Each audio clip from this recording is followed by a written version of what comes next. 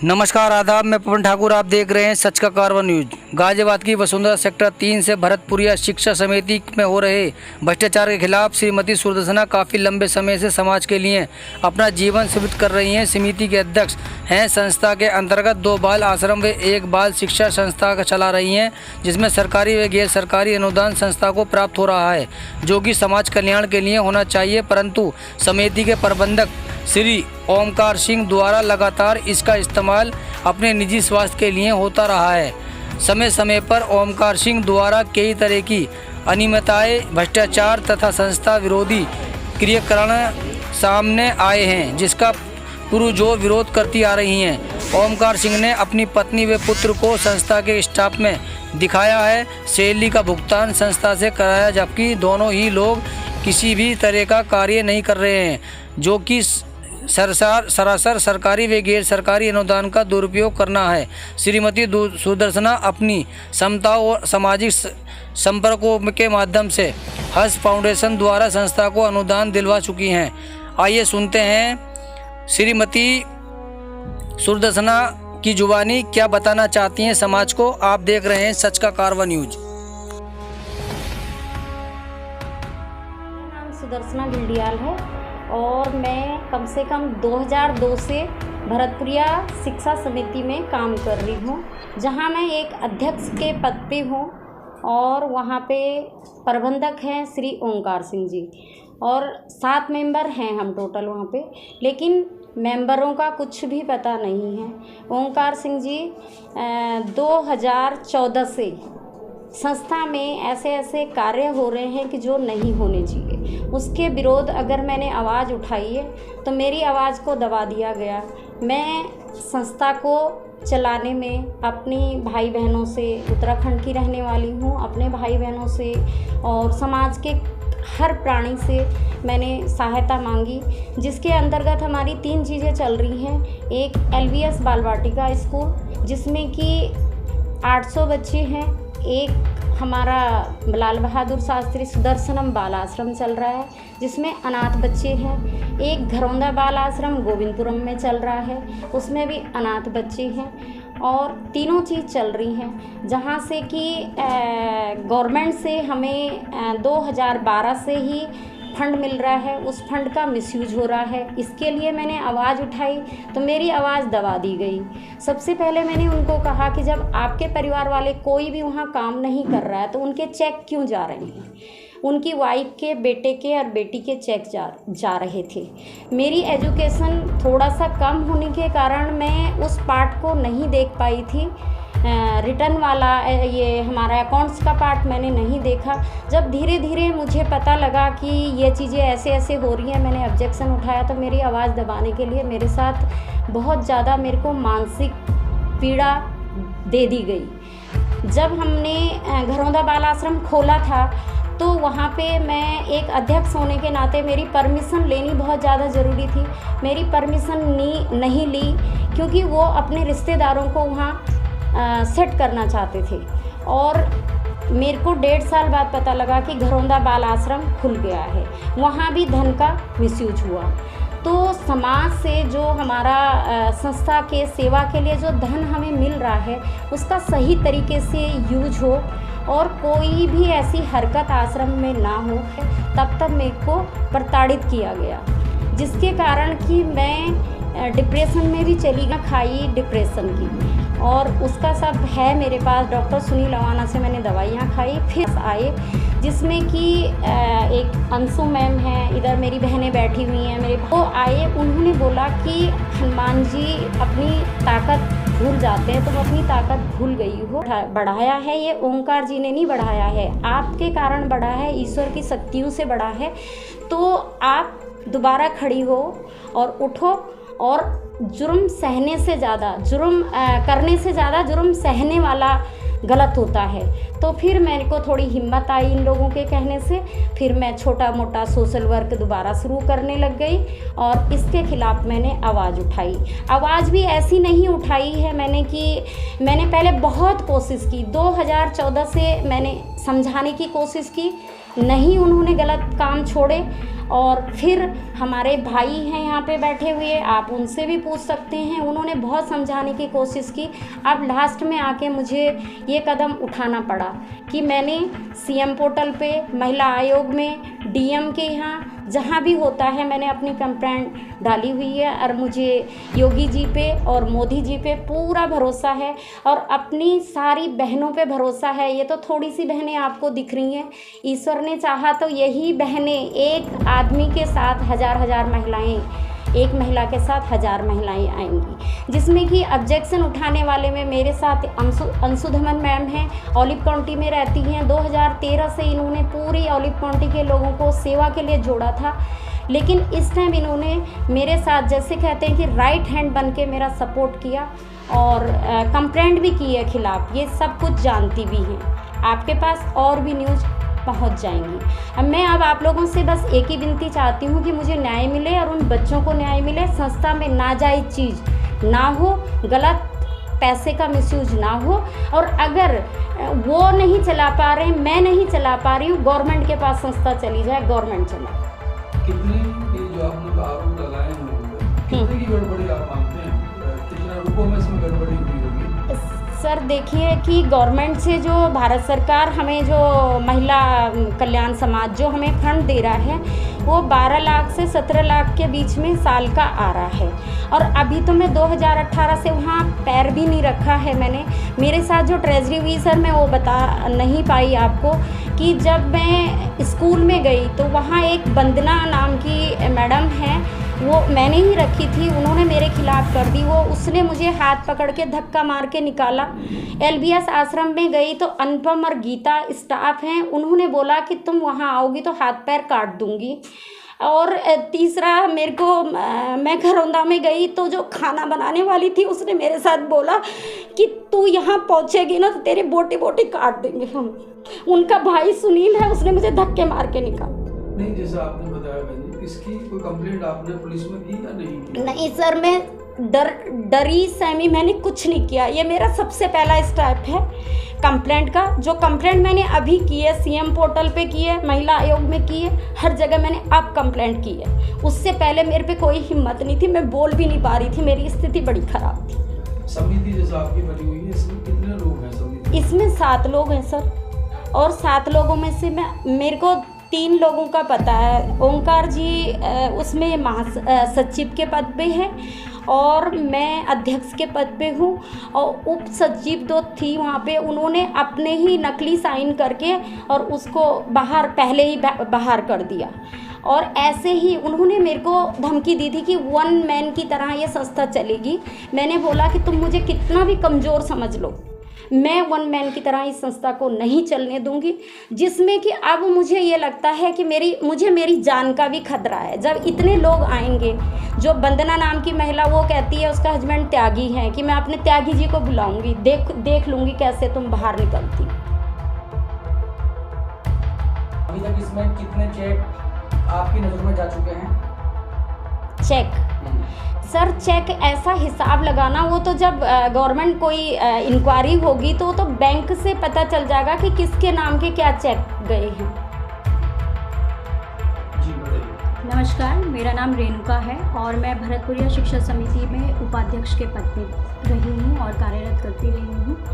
और जो ये मामला सामने आया है काफ़ी पुराना है, लेकिन ये अब सामने इस वजह से आ पाया क्योंकि मैंने वहाँ पे जो हमारी अध्यक्ष हैं वो कहीं ना कहीं सामाजिक तौर पे बहुत ज़्यादा सक्षम हैं, लेकिन सिर्फ़ और सिर्फ एक चीज़ की वजह से वो आगे नहीं आ पाई थी, क्योंकि वो पढ़ाई लिखाई में थोड़ा सा कम थी। तो वो डॉक्यूमेंटेशन पार्ट और लीगल पार्ट उन्होंने कभी नहीं देखा, और श्री ओंकार सिंह ने ही वो पार्ट देखा है। जब मैंने 2015 से, जब अनुदान 2014 से आना शुरू हुआ और पहला अनुदान हंस फाउंडेशन द्वारा आया स्कूल के लिए, 2015 से जब मैंने उसे देखना शुरू किया, क्योंकि जब तक आप घुसेंगे नहीं तब तक आप उस कीचड़ के बारे में बता नहीं सकते कि क्या क्या गंदगी है, और वो मेरे सामने आती रही। तो 2014 से उन लोगों का चेक का भुगतान हुआ 2014 से 2016 तक जो लोग वहाँ काम नहीं कर रहे थे, जिसमें उनकी धर्मपत्नी, श्री ओंकार जी की धर्मपत्नी, उनका बेटा और उनकी बेटी थी, जो कि एक बहुत बड़ा धोखेबाजी का पहला कदम था।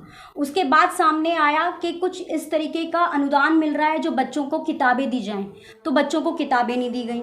अब ये मेरे सामने हो रहा था, जिसे मैंने आगे लाने की कोशिश की।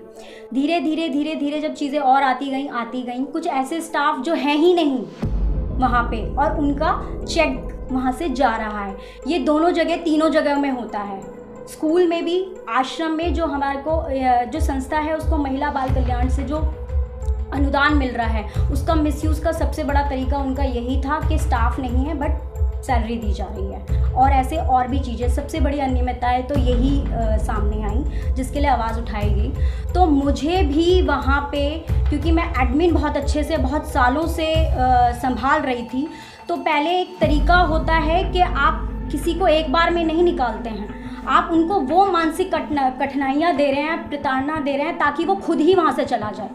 बट फिर भी हिम्मत नहीं हारी, और मुझे ये पता चला है, या उन्होंने बोला मुझे सामने से, आप पद में हो ही नहीं।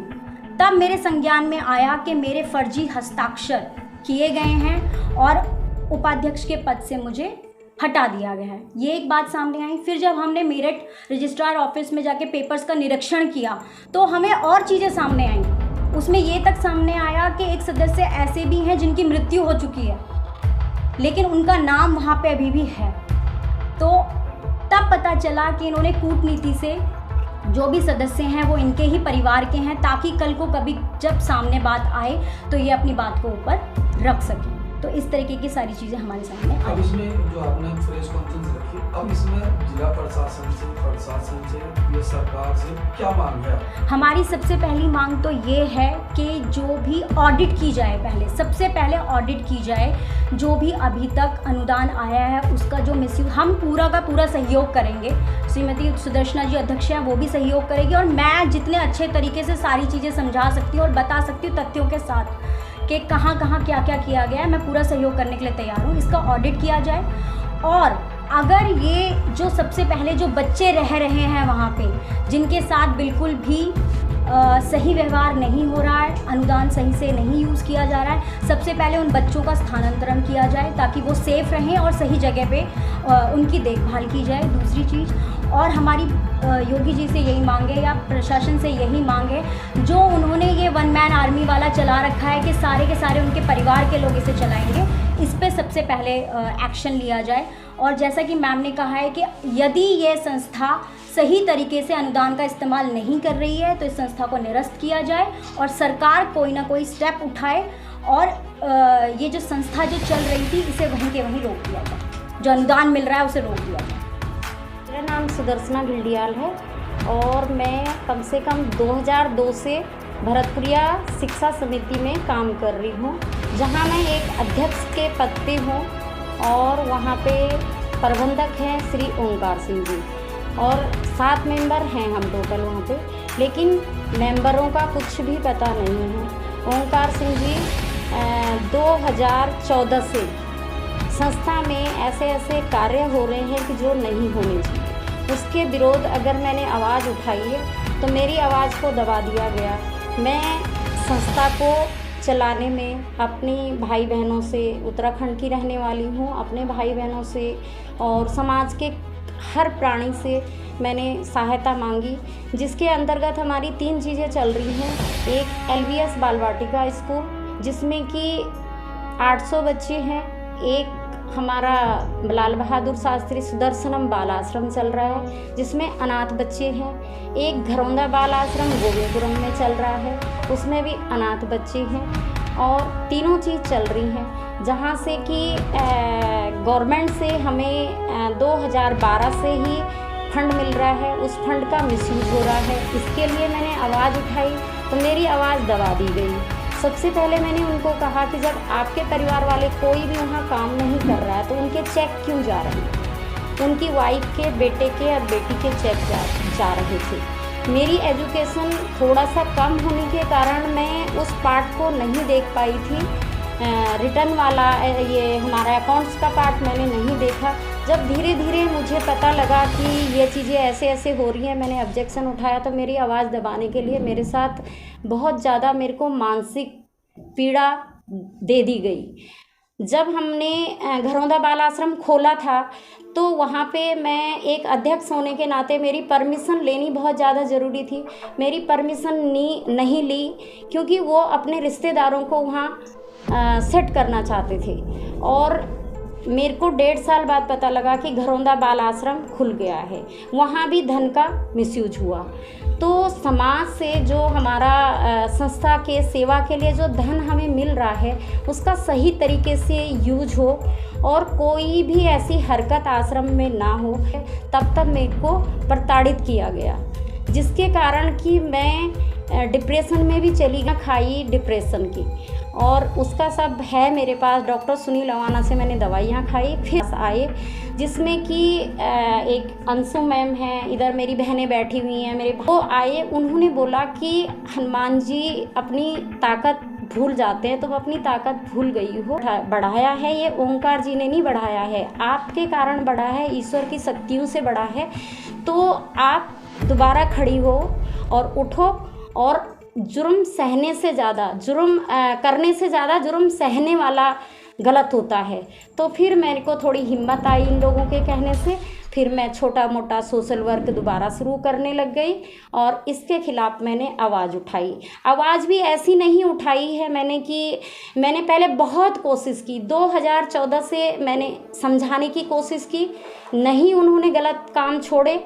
और फिर हमारे भाई हैं यहाँ पे बैठे हुए, आप उनसे भी पूछ सकते हैं, उन्होंने बहुत समझाने की कोशिश की।